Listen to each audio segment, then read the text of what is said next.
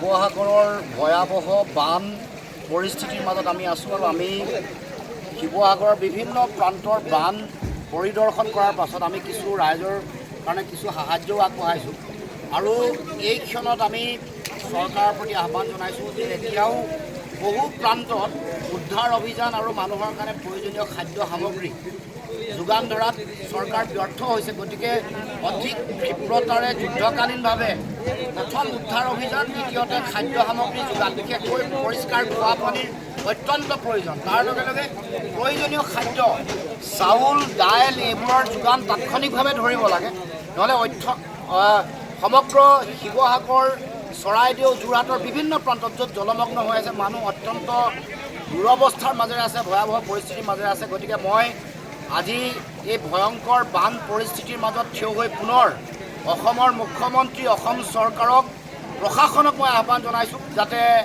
এই গোটেই প্ৰক্ৰিয়াটো অতি ক্ষীপ্ৰতাৰে তেওঁলোকে আগবঢ়াই লৈ যায়।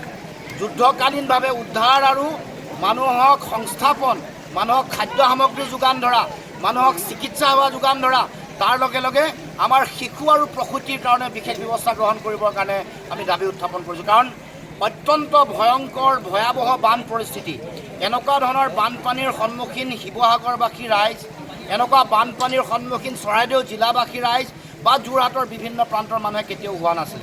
গতিকে কোনো ধৰণৰ বানপানীৰ অভিজ্ঞতা নথকা এই ৰাইজক সকাহ দিবৰ কাৰণে এই বিপদৰ সময়ত চৰকাৰৰ ফালৰ পৰা সকলো ধৰণৰ সা সুবিধা NDRF, SDRF প্ৰয়োজন সাপেক্ষে সেনা ব্যৱহাৰ কৰি হ'লেও আৰু দিল্লীৰ পৰা বিভিন্ন সময়ত অসমলৈ বিভিন্ন মন্ত্ৰী আহি থকাৰ হিচাপটো অসমৰ মুখ্যমন্ত্ৰীয়ে দি থাকে। প্ৰধানমন্ত্ৰী বহুতবাৰ আহিছে, গৃহমন্ত্ৰী বহুতবাৰ আহিছে, হিচাপ নিকাচ অসমৰ মুখ্যমন্ত্ৰীয়ে দি থাকে। এতিয়া এই বানপানীৰ সময়তো বানপানী পৰিদৰ্শন কৰিবৰ কাৰণে দেশৰ প্ৰধানমন্ত্ৰীক কৈছোঁ যে তেওঁলোকে যাতে মন্ত্ৰী প্ৰেৰণ কৰি আমাৰ এই ভয়াৱহ বান পৰিস্থিতি তেওঁলোকে যাতে বুজ লয়।